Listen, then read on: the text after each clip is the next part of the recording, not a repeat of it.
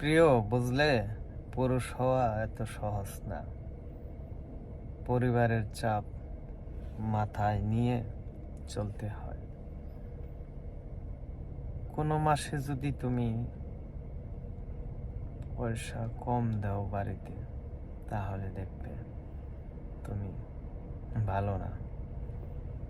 তুমি যদি প্রতি মাসে 20,000 টাকা দিয়ে থাকো, যদি বলো যে মাসে 10,000 টাকা দিলাম, চলতে পারবো না।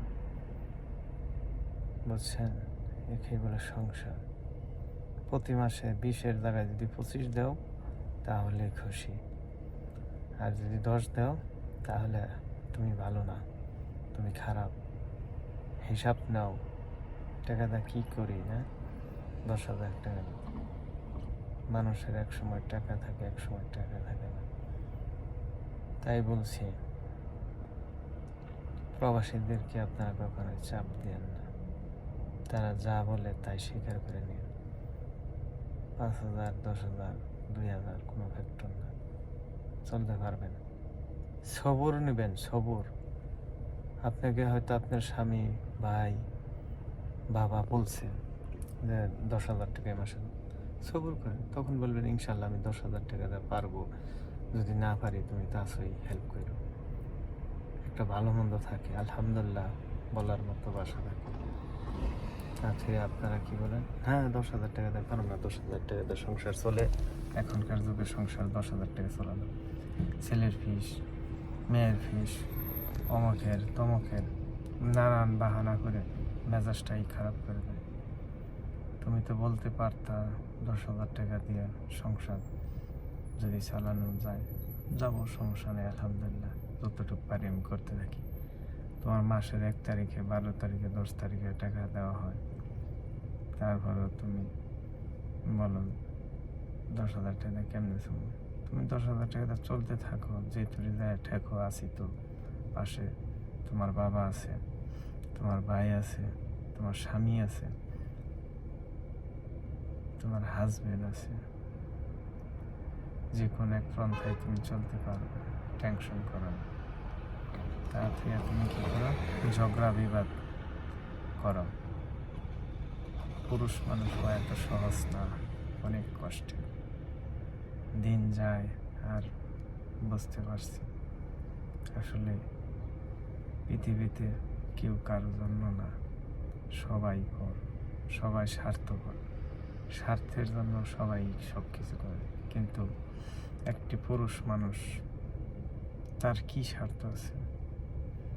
একটি ফ্যামিলিকে লালন পালন করে, বউ বাচ্চা, মা, আত্মীয় স্বজন, এদের দেখার কি দরকার?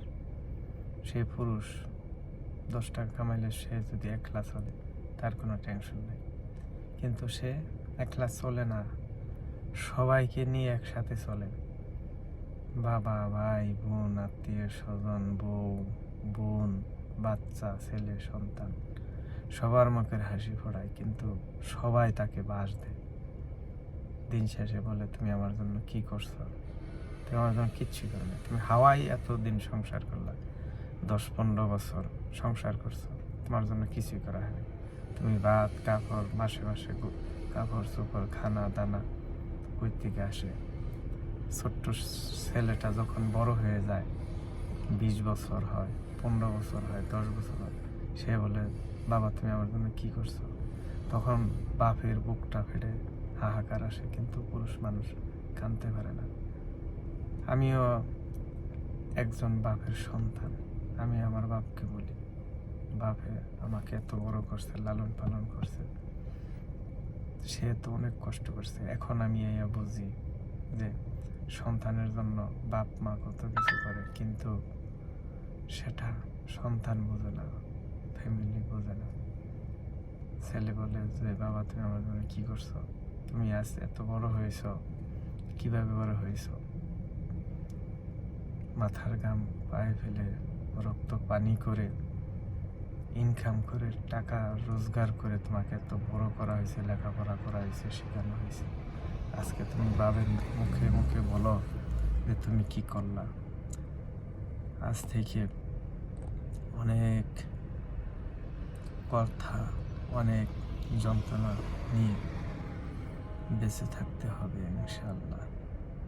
তাই আজ সব কিছু চিন্তা ভাবনা ছেড়ে দিলাম। ভালো থেকো প্রিয়, তুমি ভালো থেকো, সুখে থেকো।